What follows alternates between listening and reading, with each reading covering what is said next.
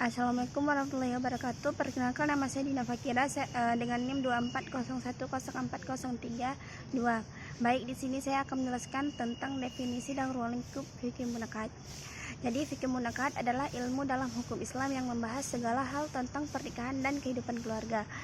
Dan tidak hanya akad nikah, tetapi juga hak dan kewajiban suami istri, penceraian, hingga hubungan keluarga dalam Islam.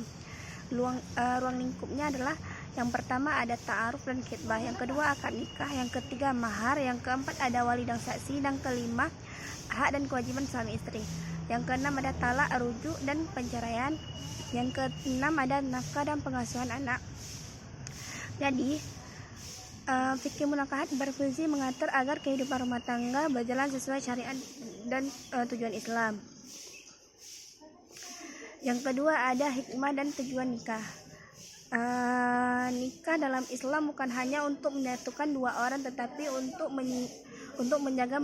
untuk memiliki tujuan ibadah dan sosial yang baik dan ada juga tujuan nikah. Yang pertama, menjalankan sunnah Rasul. Yang kedua, menjaga diri dari perbuatan zina. Yang ketiga, ada membentuk keluarga yang harmonis.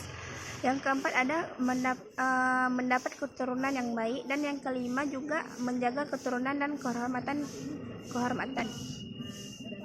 Baik, selanjutnya ada hikmah nikah. Hikmah nikah adalah memberikan ketenangan hidup, menumbuhkan rasa tanggung jawab, mempererat hubungan antar keluarga, dan menjadi tempat saling mendukung dan membantu. Karena itu, pernikahan dipandang sebagai ikatan suci yang harus dijaga dengan baik. Yang ketiga ada proses ta'aruf. Ta'aruf adalah proses saling mengenal antar laki-laki dan perempuan dengan tujuan menuju pernikahan. Dalam Islam, ta'aruf dilakukan dengan menjaga adab dan batasan syariat. Tujuannya agar kedua pihak mengenal karakter, agama, dan visi kehidupan masing-masing sebelum menikah. Selanjutnya ada hal yang biasanya dibahas saat ta'aruf. Yang pertama ada akhlak dan kebiasaan.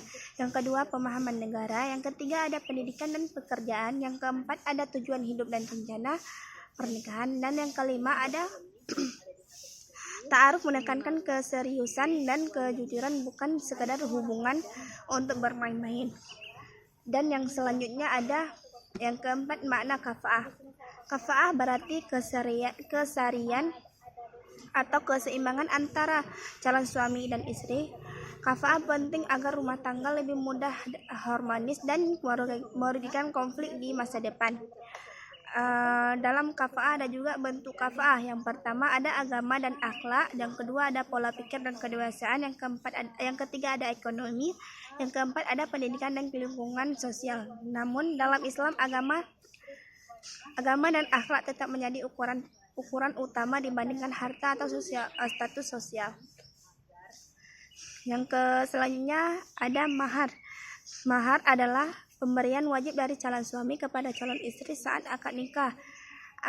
Biasanya mahar bisa serupa uang, emas, barang berharga, hafalan Al-Quran, atau jasa tertentu.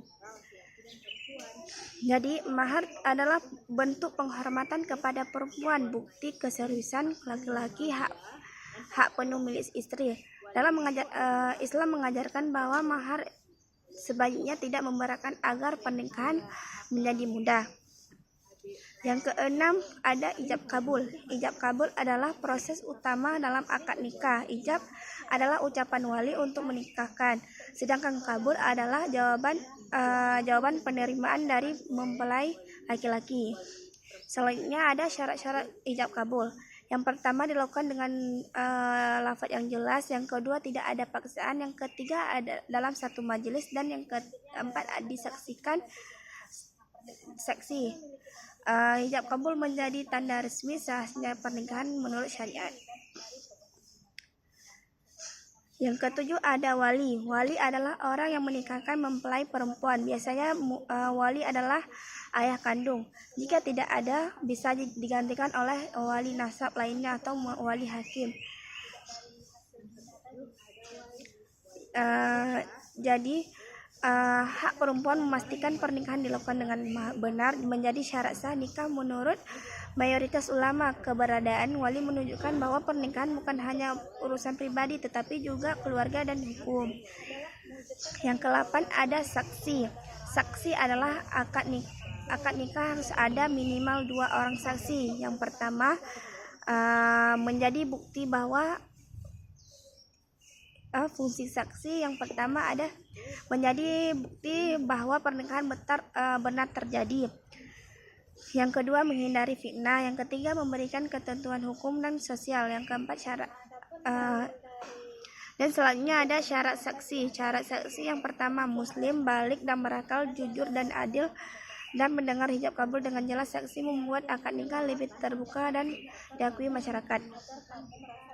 Selanjutnya ke-9 ada walimah. Walimah adalah acara syukuran setelah nikah. Tujuan walimah adalah mengumumkan adanya pernikahan, bentuk rasa syukur kepada Allah, mempererat silaturahmi. Walimah hukumnya sunnah dan tidak harus mewah.